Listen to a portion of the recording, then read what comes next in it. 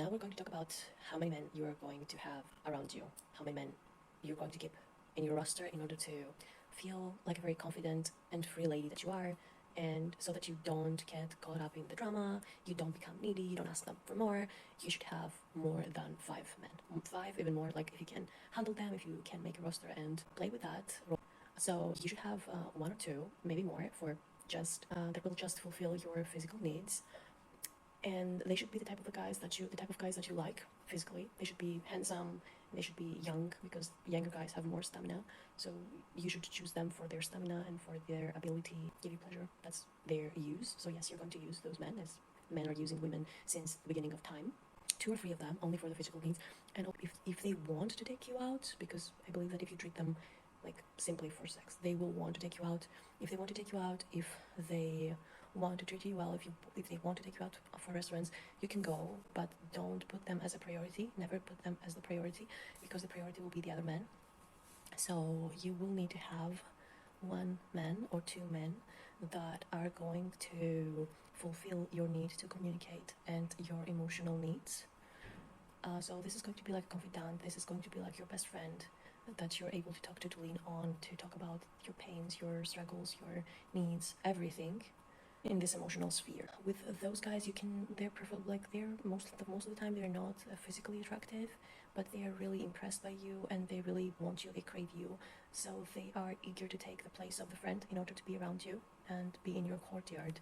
So you can keep them as like confidence boosters and as people that are going to treat you perfectly well. They're going to be there every time that you're in need, every time that you're sad, and they are going to comfort you emotionally. And those guys also can take you out, they can cater to some of your needs. If you want them, you can use them in this way as well.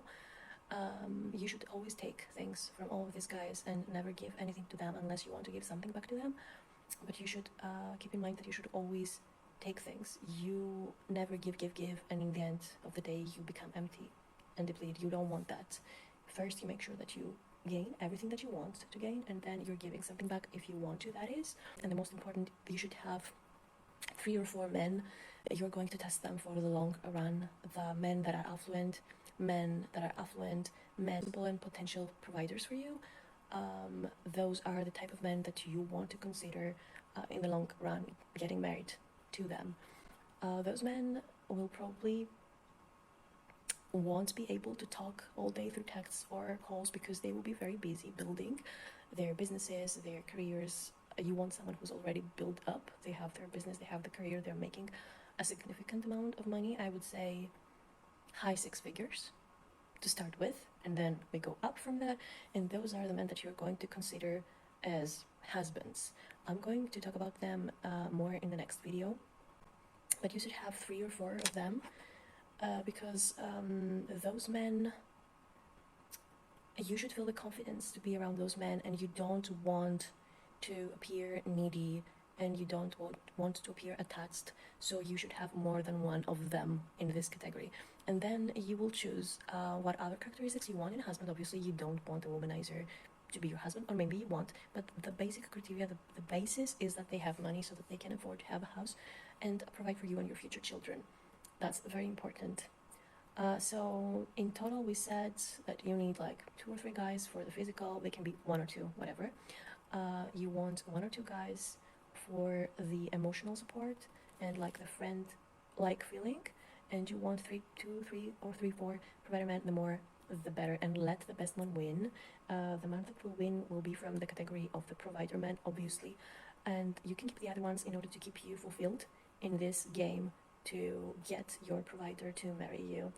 So in one of the next videos I'm going to talk about provider men, what you should look in them, and also if there are any red flags that you should pay attention to. So see you in the next video. Share this video with your girlfriends if you want to make their lives easier, because we as women are having such a hard time with men. So share this video, give it some love, press the like button and subscribe. See you in the next video. Bye.